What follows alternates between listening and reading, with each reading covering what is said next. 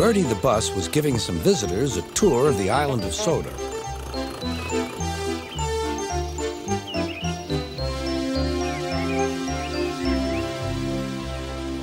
It was their last afternoon, and Edward was preparing to take them to meet Bill and Ben.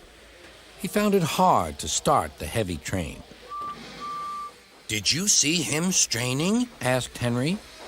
Positively painful, Remarked James. Just pathetic. Grunted Gordon.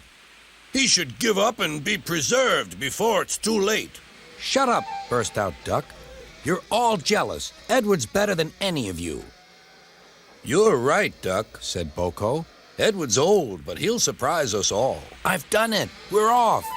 I've done it. We're off, said Edward as he finally puffed out of the station.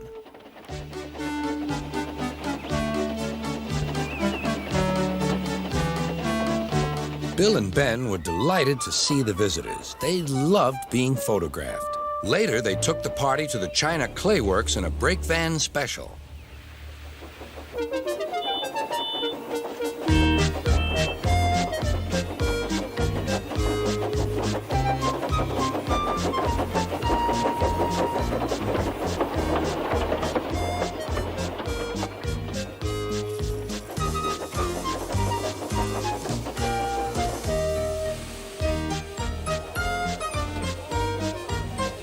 Everyone had a splendid time, and the visitors were most impressed.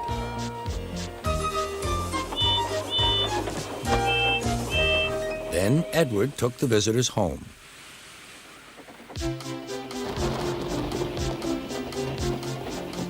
On the way, the weather changed. Wind and rain buffeted Edward. His sanding gear failed, and his fireman rode in front, dropping sand on the rails by hand. Suddenly, Edward's wheels slipped fiercely, and with a shrieking crack, something broke. The crew inspected the damage. Repairs took some time. One of your crank pins broke, Edward, said his driver. We've taken your side rods off. Now you're like an old-fashioned engine. Can you get these people home? They must start back tonight. I'll try, sir, promised Edward. Edward puffed and pulled his hardest, but his wheels kept slipping and he could not start the heavy train. The passengers were anxious. The driver, fireman, and conductor went along the train, making adjustments between the coaches.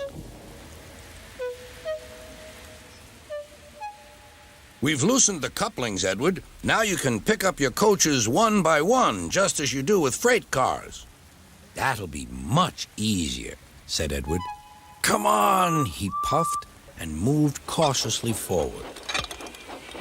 The first coach moving helped to start the second, and the second helped the third.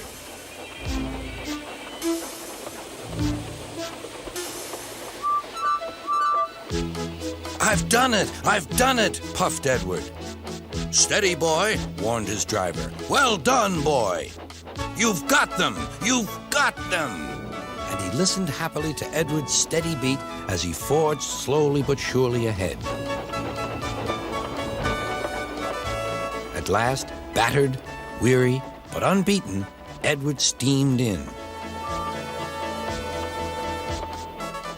Henry was waiting for the visitors with the special train.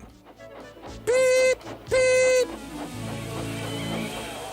Sir Topham Hatt angrily pointed to the clock, but excited passengers cheered and thanked Edward, his driver, and fireman.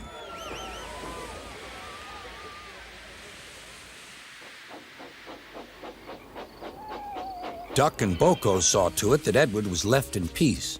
Gordon and James remained respectfully silent.